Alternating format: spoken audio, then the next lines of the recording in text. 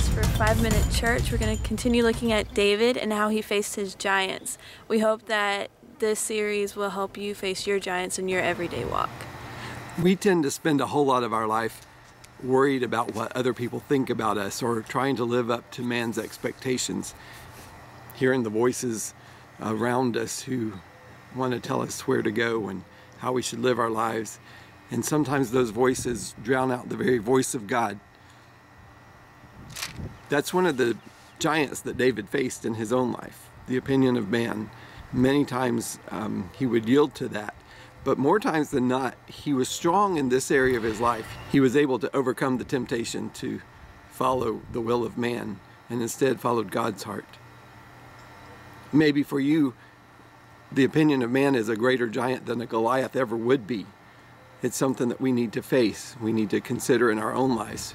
Whose opinion matters most to us? The opinion of those around us or the opinion of God? In 2 Samuel chapter 6, we read the story of David bringing the ark back to Jerusalem and having a worship celebration in the streets as the ark came back. Verse 14 says that David danced before the Lord with all of his might, only wearing a linen ephod. In other words, it was pretty much like he was in his underwear in the street worshiping God, and his wife was watching from a window and criticized his worship, criticized his acts of worship without looking at his heart of worship. One of the words that David said to her was this. He said, "I'll become even more undignified than this. I'll become nothing in my own sight." In our worship of God, as we listen to his voice, as we follow his purposes for our lives, there should be nothing between him and us. There should be no other voice in our head any louder than his voice. No other opinion that matters more than his. In fact, in the book of Philippians, there's a description of Jesus when he came to earth and he lived and died for us. And it says that we should think the same way that he thought. It says this: have the same kind of thinking, have the same mind of Christ, who, being in the form of God, didn't consider it robbery to be equal with God, but he made himself, even though he was God, he made himself of no reputation. He took on the form of a servant, was made in the likeness of man, and being found in fashion as a man, he humbled himself and became obedient even to death on a cross. There's that phrase, he made of himself no reputation. Is there a reputation that you're trying to uphold? Is there something in your life that you're just afraid is going to crumble if people know the real you? Or if you walk in true humility before the Lord?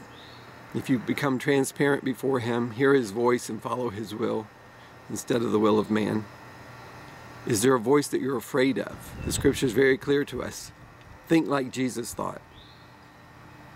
There's no reputation that Jesus had. Even the reputation of God himself was not too high for Jesus to lay it aside, to go to a cross to die for you, because he loved you that much.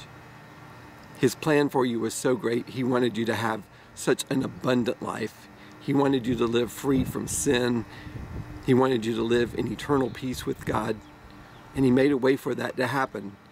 If he had considered his reputation first, before the will of God, that would have never happened.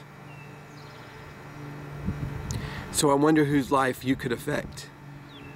Whose life could be changed forever if you laid aside your own reputation and in great humility you followed the will of God and you said yes. There's so much power in a simple yes. When you say yes, everything changes. Everything changes in the power of your yes. Not just for you, but for many around you. Would you just say yes today? Would you pray this prayer with me? Lord, whatever you ask me, my prayer is yes. Take my yes and use it as you see fit. Be glorified through it. Thanks In again for Jesus' name. joining us for 5 Minute Church. If this series is helping you, please spread it with your friends. And if you would like to help us out, please give. There's a donate button on our website at greenfieldtransformation.org. We would love to hear your stories also. If you want to share that with us, there are ways for you to get in contact. Just let us know.